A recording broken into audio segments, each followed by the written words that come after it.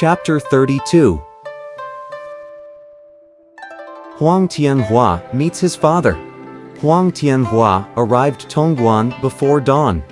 He landed near a crowd of men and horses clustered around a dim lamp hanging on a pole. He could hear bitter weeping. As Huang Tianhua moved nearer to them, someone challenged him through the darkness. "Who are you?" "A spy." "No, I'm a Taoist from the Purple Sun Cave on Mount Green Peak. Your commander's in trouble, and I've come to help him. Go quickly and announce my arrival." Huang Tianhua answered. At the report, Huang Feibiao hastily went to the camp gate, where he saw a neatly dressed young Taoist, holding an unusual flower basket and carrying a sword on his back. The youth bore a striking resemblance to Huang Feihu. After the youth had met all the generals and exchanged greetings, Huang Feibiao said, "We greatly appreciate your honorable presence. If you revive my brother, you'll be like a parent giving him new life. Where's His Highness?" Huang Tianhua asked. He was led to the back of the camp and saw his father lying on a carpet, pale and motionless, his eyes tightly closed. "Oh, father." He silently sighed. "Where's your glory now? Where's your power now? You held the highest rank among the ministers, but why are you in such desperate straits now?" He then saw another dead man and asked, "Who's that?" "He was our sworn brother. He was also killed by Chen Tong's javelin." Huang Feibiao answered. Huang Tianhua asked for some water from a stream. When the water was brought to him, he took elixir pills from his flower basket and dissolved them in it. He forced open Huang Feihu's lips with his sword and poured the liquid down his throat. The elixir ran into all his internal organs and limbs and reached every pore.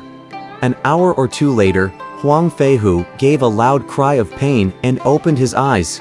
Is this the afterlife? How did this young immortal get here? He wondered when he saw Huang Tianhua. If not for him, you couldn't have been brought back to life. Huang Feibiao told him. Huang Feihu immediately got up and thanked Tianhua, saying, "I'm most fortunate that you should take pity on me and restore me to life." Huang Tianhua wept and knelt down on the ground. "Father, I'm none other than Huang Tianhua." Everyone was greatly astonished. Huang Feihu cried happily. "So it's you, my son Huang Tianhua. You've been missing for 13 years. He then asked, "Where are you studying the way, my son?"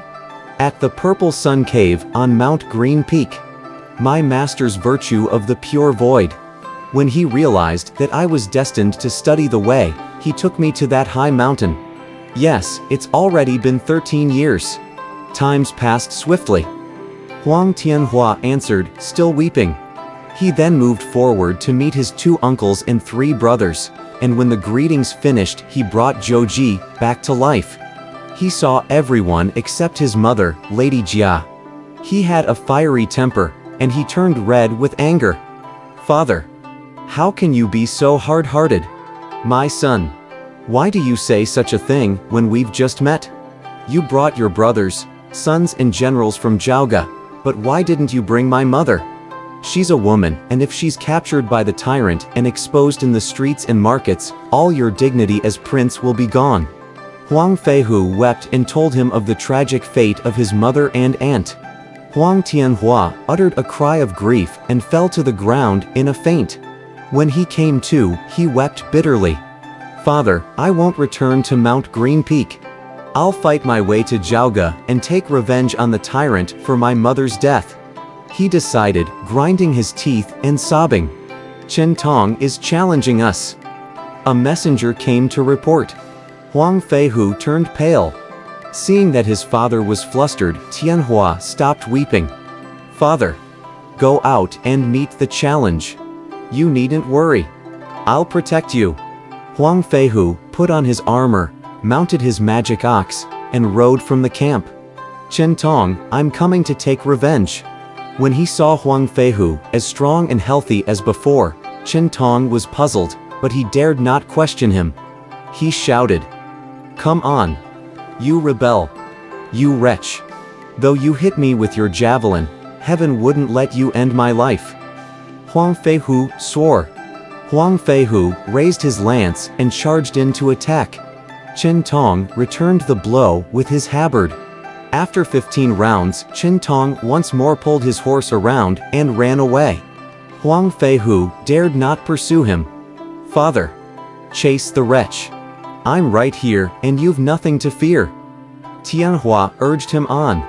Seeing Huang Feihu close behind, Chen Tong threw a javelin at him. But Huang Tianhua secretly pointed his flower basket towards the javelin, and it flew harmlessly inside. Before long, all of Chen Tong's javelins had been caught inside the flower basket. Chen Tong was enraged. He turned his horse and thundered back to re-engage Huang Feihu. Huang Tianhua immediately galloped forward to join the fight. "You wretch, Chen Tong! I'm coming to deal with you," he shouted. Finding a Taoist coming to Huang Feihu's aid, Chen Tong shouted, "Ah, so it's you that took my javelins. I won't let you get away with it." Brandishing his halberd, he charged straight at Tianhua. Huang Tianhua hastily drew his sword and pointed it at Chen Tong. A beam of brilliant light as wide as a cup flew out from the tip, and as it struck Chen Tong in the face, his head rolled off and fell to the ground. Huang Tianhua's sword was the magic Moye sword, which virtue of the pure void used to protect Mount Green Peak. Anyone hit by the sword's magic light would be instantly decapitated. With Chen Tong out of the way, Huang Feihu and his men charged on the pass. They smashed the locks, broke open the gates, and soon left the pass behind. Huang Tianhua then bade farewell to his father, uncles, and brothers. "Be careful as you go, and look after yourselves," he told them. "My son, why don't you come with us?" Huang Feihu asked. "I dare not disobey my master's orders. I must return to Mount Green Peak without delay." Tianhua answered sadly. Huang Feihu was unwilling to see his son leave. "Our meeting's late, but our separation comes too soon. What a pity it is. When shall we see each other again? We'll meet again in West Qi in the near future. Don't worry, father." They parted in tears. About 80 li from Tongguan, Huang Feihu came to Chuanyun Pass. The commander was Chen Wu, Chen Tong's brother. When Chen Wu learned of the fall of Tongguan Pass and the death of his brother, he was furious. He summoned all his generals and advisors to discuss how to beat the enemy and avenge his brother. General Hu Shen warned him, "We must be careful, Commander. Huang Feihu is brave and skillful. We should learn a lesson from your brother and take them by cunning, not by force. If we meet them in open battle, we're uncertain of victory and may even run into unforeseen disaster." "You're right, but tell me what we should do," Chen Wu asked. "We must. That way we can get the whole Huang family, without using even a single arrow." Chen Wu was delighted with the idea. When Huang Feihu arrived, he went out immediately to meet the party, beating drums and gongs. Huang Feihu saw that he wore no armor and carried no arms. "Welcome, Your Highness," Chen Wu and his men shouted. Huang Feihu saluted from the back of his ox. "I'm a mere refugee and have committed a crime against the royal government. I deeply appreciate your great kindness, but I'm sorry to say that your brother lost his life as he blocked my path yesterday. If you would let us through, we'll never forget the great favor," he said. Chen Wu answered courteously from his horse. "I know well that you've been loyal to the king for many generations. It's King Zhou who's mistreated you, and you're totally innocent. My brother was ignorant of the situation and failed to distinguish between justice and injustice. He deserved his death. Won't you have a short rest, Your Highness, and join us at a feast? I would be most honored if you accept." Huang Ming sighed deeply. The same mother may give birth to two entirely different sons, just as the same tree may produce fruit sweet and sour. How superior Chen Wu is to his brother Chen Tong. Both parties dismounted. Chen Wu invited Huang and his men to the main hall. When all were seated, Chen Wu ordered his men to bring in the meal. When they had finished eating, Huang Feihu got up. "If you take pity on us, General, I would trouble you to open the pass gate for us. We'll assuredly return your great kindness in the near future." Chen Wu smiled. "I know that you must be going to West Qi to offer your service to a new illustrious master. I've already prepared wine as a token of my respect. Do have a few drinks, Your Highness. Please trust my sincerity. We're all warriors, rough and uncultured." Huang Feihu replied. "And you must take pity on us, as we've been wronged and are fighting for our lives. Please forgive us should we have done anything to displease you. As you've prepared wine, how could we dare to refuse?" As they ate and drank, time flew by and the sun set before they knew it. Huang Feihu stood up to bid Chen Wu farewell, saying, "Your kindness is as high as Mount Taishan. If I ever have the slightest chance to repay your favor, I'll certainly not forget to do it.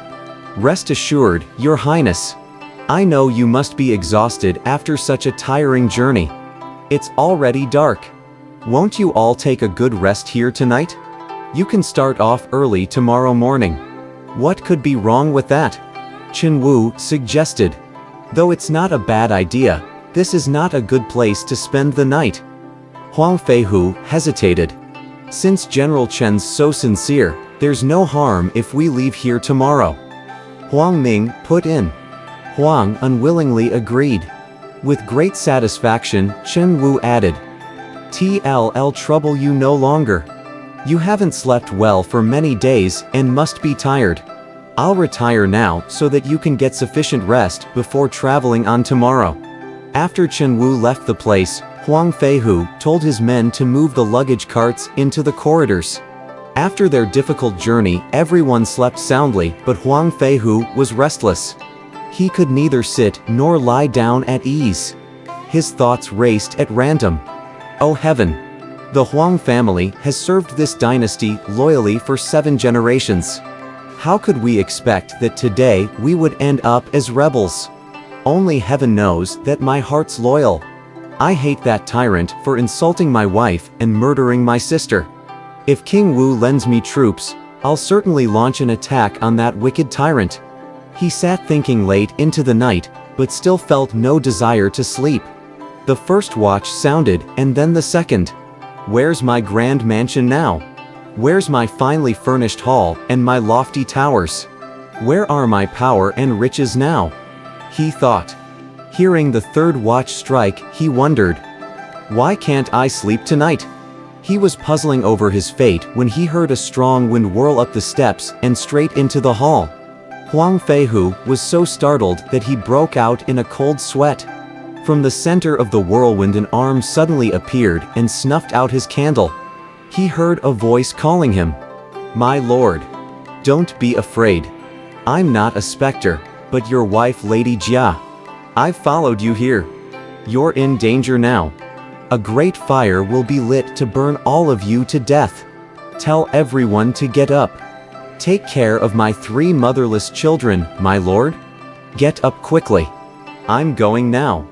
As the candlelight gleamed bright again, Huang Feihu came to his senses with a start.